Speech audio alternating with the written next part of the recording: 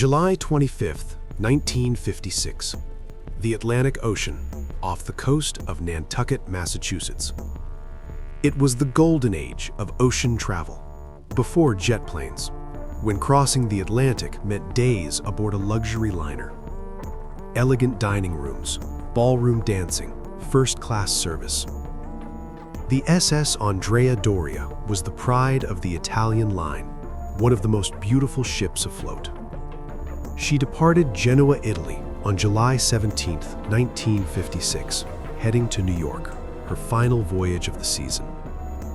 Aboard were 1,134 passengers and 572 crew, 1,706 people total. The passengers were excited. Many were Italian immigrants coming to America for the first time. Families, children, dreams of a new life.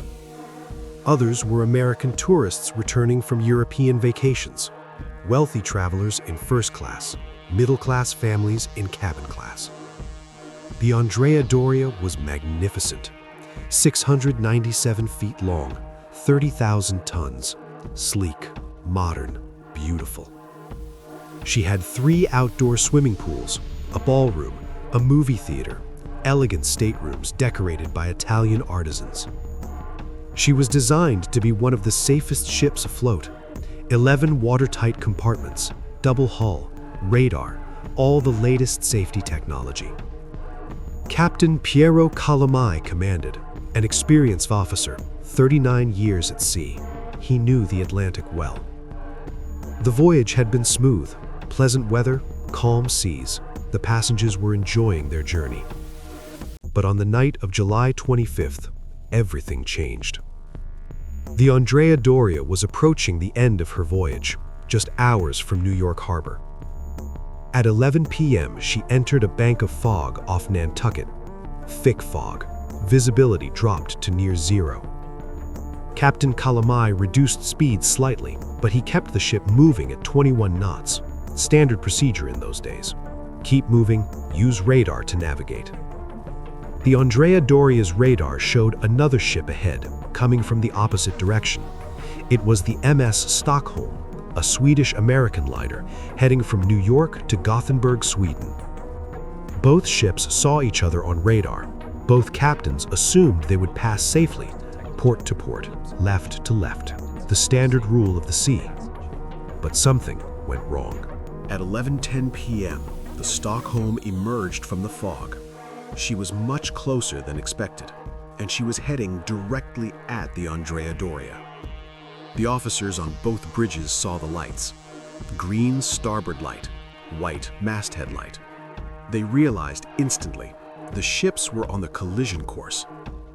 Captain Calamai ordered hard left, trying to turn the Andrea Doria away, but it was too late. At 11:10 p.m., the Stockholm's reinforced ice-breaking bow struck the Andrea Doria's starboard side. The impact was catastrophic. The Stockholm's bow penetrated 30 feet into the Andrea Doria, like a knife through butter. The collision tore a massive hole in the Andrea Doria's side, below the waterline. Water flooded in immediately. Worse, the impact was off-center. The hole was on the starboard side. The ship immediately began listing to starboard. Below decks, the scene was horrific. The Stockholm's bow had crushed several cabins. Passengers were killed instantly in their beds. Families sleeping. Children gone in a second. Among the dead was 14-year-old Linda Morgan, asleep in her cabin with her sister. Except Linda wasn't dead. In one of the most incredible miracles in maritime history, Linda was scooped up by the Stockholm's bow during the collision.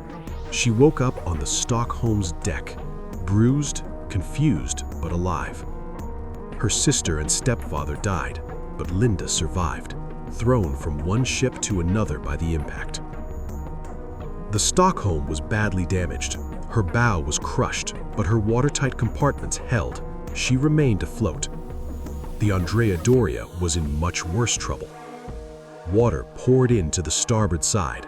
The ship listed 20 degrees, then 30 degrees, then 40 degrees. The list was so severe that half the lifeboats couldn't be launched. The portside boats were too high. The starboard boats were underwater. Captain Calamai knew his ship was dying, but he had 1,706 people aboard. He sent out an SOS. "We are listing badly. Need immediate assistance." The SOS went out at 11:22 p.m., just 12 minutes after the collision. Ships across the Atlantic heard it. The Coast Guard, the Navy, merchant ships, everyone responded. The closest ship was the Ile de France, a French luxury liner. Captain Barron saw the SOS and immediately changed course. "We're coming," he radioed, full speed. The Ile de France arrived at 2 a.m., just 2.5 hours after the collision. Captain Barron positioned his ship alongside the listing Andrea Doria. Brilliant seamanship. Dangerous, but he did it. The Ile de France's crew lowered lifeboats. They rowed to the Andrea Doria, picked up passengers, brought them to safety. Other ships arrived. The Stockholm herself, despite her damage, took survivors. The freighter Cape Ann, the Navy destroyer Edward H. Allen, the Coast Guard. All through the night, the rescue continued. Passengers climbed down rope ladders, jumped into lifeboats, were pulled from the water. The Andrea Doria was listing 40 degrees. Walking was nearly impossible, but the crew stayed calm, helped passengers. No panic. Captain Kalami walked the decks, making sure everyone was evacuating. He would be the last to leave. By dawn, the rescue was nearly complete. 1,660 people had been saved, an incredible achievement. 51 people died, most in the initial collision, a few in the chaos afterward. But 1,660 survived because of the heroism of the rescuers, the Coast Guard, the Navy, civilian ships, Captain Barron of the Ile de France, the crew of the Andrea Doria. It was the greatest peacetime sea rescue in history. At 10 a.m. on July 26th, the Andrea Doria was still afloat, but barely. She was listing 50 degrees, nearly on her side, water pouring in. Captain Kalami was the last to leave. He climbed down a rope ladder into a lifeboat, tears in his eyes. His beautiful ship was dying. At 10:09 a.m., the Andrea Doria rolled over completely, her starboard side disappearing beneath the waves. For a moment, she lay on her side, her port side exposed, red paint visible, propellers out of the water. Then she began to sink, stern first, slowly, gracefully. At 10:09 a.m., the Andrea Doria disappeared beneath the Atlantic, just 11 hours after the collision.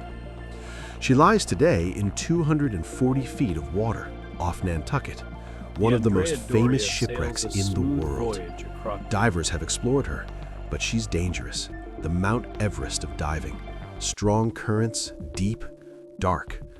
Over a dozen divers have died exploring her. The investigation into the collision lasted months.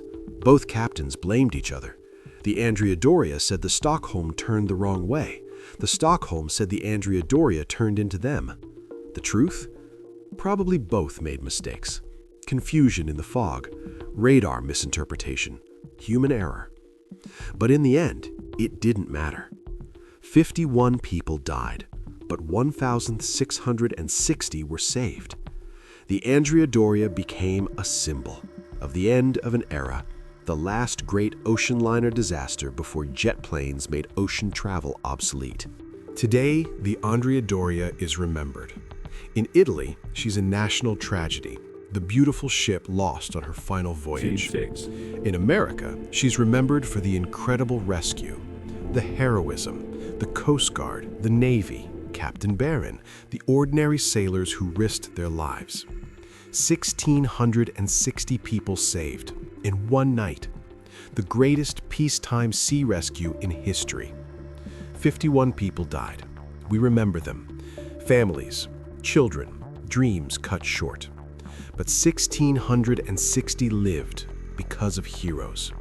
Remember the SS Andrea Doria. July 25, 1956, off Nantucket, Massachusetts. The beautiful Italian liner that collided in the fog. The incredible rescue that saved 1,660 lives. The end of the golden age of ocean liners, and the heroism that proved that even in tragedy, humanity can shine.